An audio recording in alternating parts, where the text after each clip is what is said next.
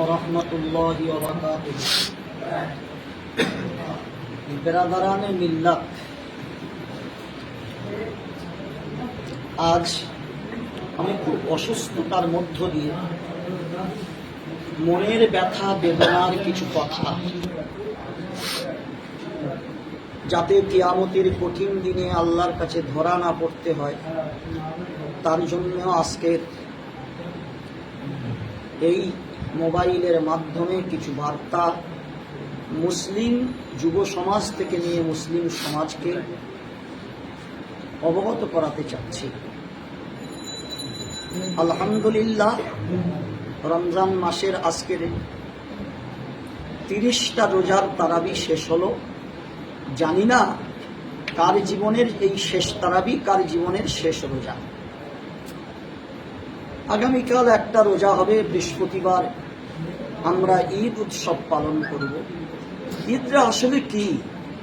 নবী করিম সাল্লাল্লাহু আলাইহি ওয়াসাল্লাম বলেছেন, আল ঈদ লিমান খাফাল ওয়াঈদ লা লিসাওবিল জাদীদ।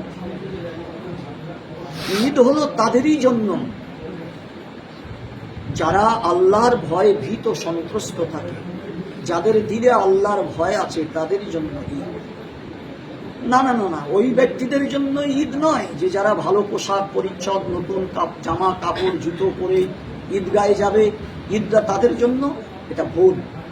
নবী আকরাম সাল্লাল্লাহু আলাইহি ওয়াসাল্লাম এই জন্য বলেছেন যে মানুষ আসলটা ছেড়ে দিয়ে নকল নিয়ে টানাটানি করতে গিয়ে সে জাহান্নামের পথ অবলম্বন করতে পারে।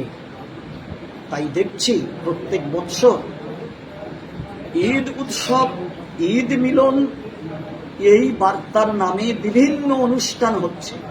আমি ওই আলোচনায় যাচ্ছি না, আপনারা ওলামাদের কাছ থেকে জেনে নেবেন যে কোন অনুষ্ঠানটা শরীয়ত সম্মত, কোনটা শরীয়ত অসম্মত। আমি ও চ্যাপ্টারে না গিয়ে একটাই চ্যাপ্টার বলবো, যে সমস্ত অনুষ্ঠান হবে, ধরেই নিলাম কিছুক্ষণের জন্য সব অনুষ্ঠানগুলো শরীয়ত সম্মত। এই শরীয়ত সম্মত অনুষ্ঠান করতে গিয়ে সেখানে কোনো শরীয়ত অসম্মত গুনাহে কাবিরার মতো কাজ যদি সেখানে হয়ে যায়, তাহলে আমার এই অনুষ্ঠানটা কতটুকু সঠিক, কতটুকু বেঠিক, ওলামা ইকরামদের কাছে, মুফতি আরামদের কাছে, মুহাদ্দিসিন ইকরামদের কাছে জেনে নেবেন। বিভিন্ন জায়গায় বিভিন্ন অনুষ্ঠান হচ্ছে। এই অনুষ্ঠানকে কেন্দ্র করে দেখছি যে সাবালক সাবালিকা, নারী পুরুষ একবার একাকার হয়ে যাচ্ছে। শরিয়াতি পর্দা কারোর মধ্যে থাকছে না। অথচ আমরা ছোটখাটো আলেম, এতটুকু আমরা জানি যে আল আইনানে জিনাহুমা আন-নাজার, চোখের জেনা হলো বেগানা নারী, বেগানা পুরুষ একে অপরকে দেখা। ভালো করে ভেবে দেখবেন, এই সমস্ত অনুষ্ঠানে মেয়ে ছেলেদের বসার মতো জায়গা করে দেওয়া হয়, আর তারা সমস্ত পুরুষদের চেহারা দেখে। তাহলে সমস্ত পুরুষদের চেহারার দিকে নজর করলে নবী সাল্লাল্লাহু আলাইহি ওয়াসাল্লামের কথা অনুযায়ী এটা কি জেনা হয় না? আমি শুধু নজরের কথা বললাম। তারপরে কানের কথা আল্লাহ নবী সাল্লাল্লাহু আলাইহি ওয়াসাল্লাম বলেছেন, জবানের কথা আল্লাহ নবী সাল্লাল্লাহু আলাইহি ওয়াসাল্লাম বলেছেন, পায়ের সম্পর্কে আল্লাহ নবী বলেছেন, পায়ের জেনা, হাতের জেনা, জবানের জেনা, কানের জেনা, এ সম্পর্কে বলেছেন আল্লাহ রাসূল সাল্লাল্লাহু আলাইহি ওয়াসাল্লাম। এই জন্য রমজান মাসে কে কতটুকু কামাতে পেরেছি তা জানি না, তবে একটা কথা, হযরতে ওমর ফারুক রাদিয়াল্লাহু তাআলা আনহু ঈদের রাত্রে সবাই যখন উৎসবে মেতে আছে, উনি ঘরের দরজা বন্ধ করে দিয়ে সারা রাত্রিটা অঝর নয়নে চোখের পানি ফেললেন। ওনাকে জিজ্ঞাসা করা হলো, উনি বললেন যে আমি কি করে বুঝবো যে রমজান মাসের মতো মাস পেয়েছি, অথচ আমার সাগিরা গুনাহ, কবিরা গুনাহ সব মাফ হয়ে গেছে, আমি জাহান্নাম থেকে মুক্তি পেয়ে গেছি। এটা জানতে পারিনি যখন, তাহলে কিভাবে আমি আনন্দ ফুর্তি করতে পারি? যারা হয়তো জেনেছে তারা আনন্দ ফুর্তি করছে, আমার পক্ষে আনন্দ ফুর্তি করা সম্ভব নয়। যদি তার মতো একজন পৃথিবীর দ্বিতীয় শ্রেষ্ঠ ইমানদার, তিনি যদি আল্লাহর ভয়ে এত ভীত সন্ত্রস্ত থাকেন, বন্ধুগণ, আমি আমার যুব সমাজকে পায়ে ধরে বলছি যে আপনারা এই উচ্ছৃঙ্খলতা থেকে আপনারা একটু বিরত থাকুন। সাথে সাথে দেখছি ঈদের নামাজের পরে কেউ দীঘায় যাওয়ার প্রোগ্রাম করে রেখেছেন, পিকনিক করার প্রোগ্রাম করে রেখেছেন, কেউ আপনার বকখালিতে, কেউ দীঘায়, কেউ হাজারদুয়ারি, বিভিন্ন জায়গার প্রোগ্রামে যাচ্ছে এবং বেশিরভাগ দেখা যাচ্ছে যুবক যুবতীদের অংশগ্রহণ। একই গাড়ি করে যুবক যুবতী যাচ্ছে, পিকনিক করছে, বিভিন্ন রকমভাবে পাপের কাজ তারা করছে। সেজন্য অনুরোধ করছি, সমাজটাকে ডুবিয়ে দেবেন না, আল্লাহর প্রায়শ্চিত্তকে ভয় করুন।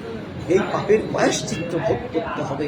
আমাদের স্মরণে রাখতে হবে যে একটা দেশ সারা পৃথিবীর মাথার চূড়ায় উঠেছিল সব দিক দিয়ে, সভ্যতার দিক দিয়ে, আজকের সেই দেশ থেকে মুসলিম নিধন হলো একমাত্র পাপের সীমারেখা অতিক্রম করার কারণে। আপনারা জানেন যে মুসলমান স্পেনে 800 বছর রাজত্ব করেছে, কেন উৎখাত হলো, এর ইতিহাসটা আমাদের একটু পড়ে দেখতে হবে। সেজন্য ভাই, আমরা সহজভাবে জানি যে ধান গাছের গোড়ায় ধান গাছেরই মতো একটা গাছ বা গোছ বার হয়। যারা জমি নিড়াতে যায়, আগাছা কুগাছাগুলো নিড়িয়ে পরিষ্কার করে আসল ধান গাছকে বলবান করার জন্য জমি নিড়ানো হয়, তারা ওই সমস্ত চুচকো ঘাস, পাতি ঘাস, আর আরেকটা বলা হয় যেটা ওড়ার গোছ। হ্যাঁ, ওড়ার গোছের থোড় বের হয় আর ধানের গোছের থোড় বের হয়। তবে ধানের গোছের ওই থোড়ের আপনার ওই তুষের ভিতরে থাকে আপনার চাল, আর আপনার ওই যেটা আমি বলছিলাম ওড়ার ওই আগলার ভিতরে কিন্তু চাল থাকে না, ওগুলো সব উপরে ফেলে দেওয়া হয়। অতএব আল্লাহর জমিনে বাস করে, আল্লাহর নেয়ামত ভোগ করে, আল্লাহর দেওয়া সুস্থতা নিয়ে, আল্লাহর দেওয়া ক্ষমতা নিয়ে আমরা দাপিয়ে চলি, জেনে রাখবেন আজকের এই ঈদকে পালন করে আমরা ডেক বাজিয়ে, পিকনিক করে, মদ খেয়ে অনেক জায়গায় দেখছি তারা নাচানাচি করে। আজকের ডেক বাজিয়ে আপনারা জমিন কাঁপাচ্ছেন, এ কথাটা ভুলে গেছেন যে কবরের মাটি আপনাকে আমাকে কাঁপাবে। অতএব আল্লাহকে ভয় করি আসুন, আল্লাহর ভয় করে জীবনযাপন করি আসুন। আমি সবার জন্য দোয়া করি, আল্লাহর কাছে কেঁদে দোয়া করি।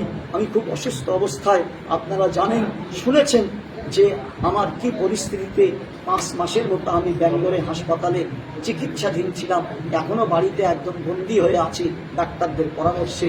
তবুও মনটা বড় কেঁদেছে, তাই আপনাদের কাছে এই গুটি কয়েক কথা বললাম।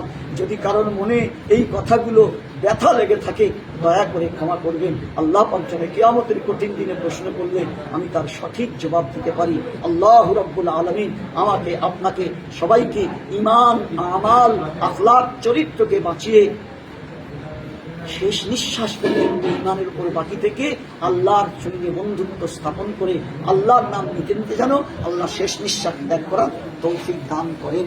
ওয়া আখির দাওয়ানা আনিল হামদুলিল্লাহি রাব্বিল আলামিন। আসসালামু আলাইকুম ওয়া রাহমাতুল্লাহি ওয়া বারাকাতুহু।